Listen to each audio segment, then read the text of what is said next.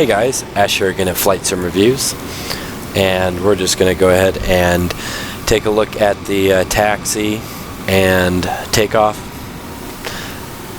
section of this aircraft, just so you would know what you could expect if you purchased it. I did go ahead and turn on the bleed air from the turbines, as well as the recirculation fans, which are here. And I did turn off the APU. The other two things we'll need to set before takeoff is our auto brake to rejected takeoff and our flaps to 5, as that's what we set on the MCP. The ground handling on this plane is very good for FSX standards. FSX, as most people know, the taxiing doesn't work quite right. There's not enough friction on the ground. So a lot of times you kind of get sliding or things of that nature, which is unfortunate. A lot of the planes like to kind of skid across the ground. A lot of things like one-engine taxis and such don't work. They put too much adverse yaw into the aircraft, where in real life you wouldn't have those things occurring. We are at the runway. We're going to go ahead and ask for takeoff clearance from the tower.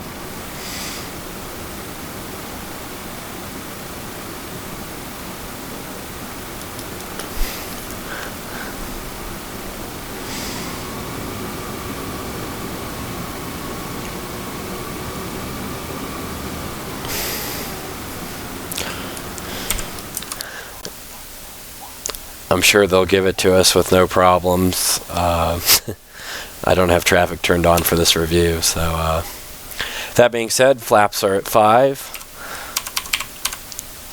Auto brake is set. The MCP is set correctly for our V speed, our runway heading, and our initial assigned altitude. Auto throttle is armed. I am using my twist on my X45 today, so excuse the poor driving.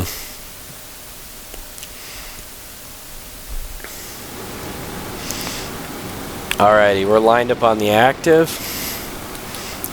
Straighten her out a little bit here.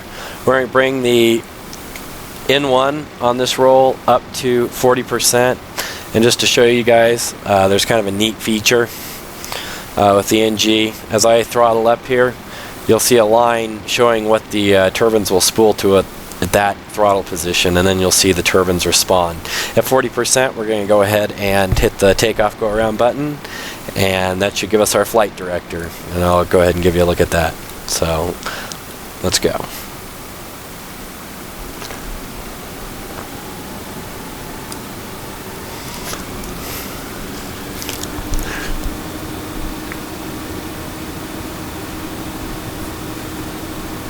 As you can see, the throttle showed pretty easily what throttle setting you'd need for 40%.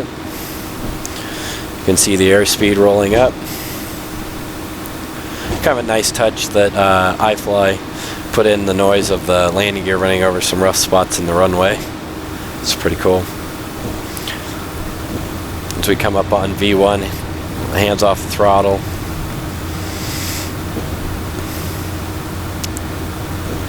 V1. We're just going to go ahead and fly the flight director, keep positive rate, gear up. Bring the flaps up to 1 degree. And we're going to go ahead and continue our climb out.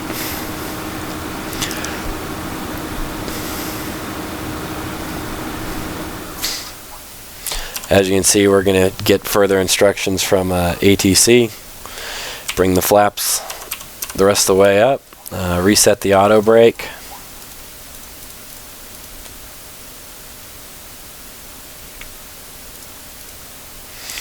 And set the landing gear to off. That takes the pressure off of the hydraulics for the landing gear.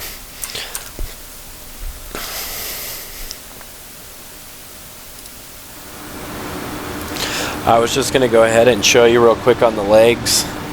We're going to go ahead and enter a couple legs. DBL. I didn't show that in the last video. HVE.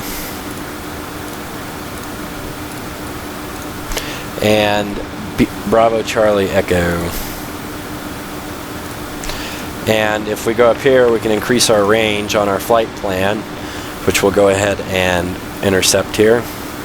We're going to go ahead and use the level change feature on the autopilot, which is going to go ahead and give us the best rate of climb for that airspeed.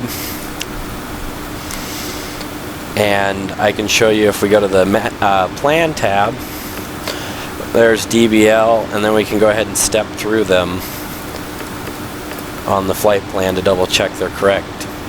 And then obviously our final would be KLAS. So that's a pretty simple flight plan right there into the FMC, and I'm using FSX's IFR system, so it will give us most of the bearings that you would look for in a SID or a star, etc.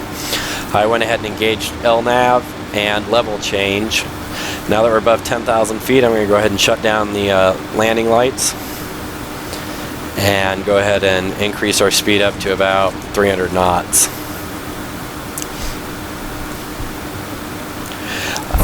Obviously, again, level change mode, pretty standard Boeing MCP here.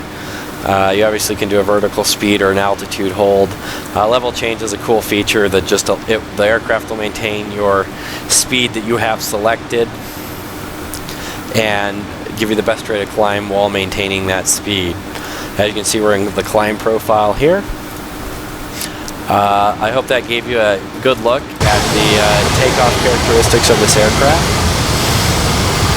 The autopilot works pretty good. You've got your bank selector and all that works well.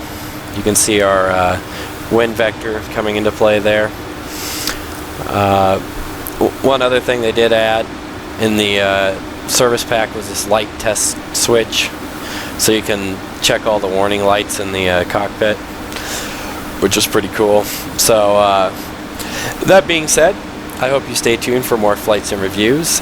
Next up will be cruise, and I'll show you more of the avionics package that's included with this aircraft. And next will be an approach and a landing, most likely, as usual. So I hope you stay tuned, and thanks for watching Flights and Reviews.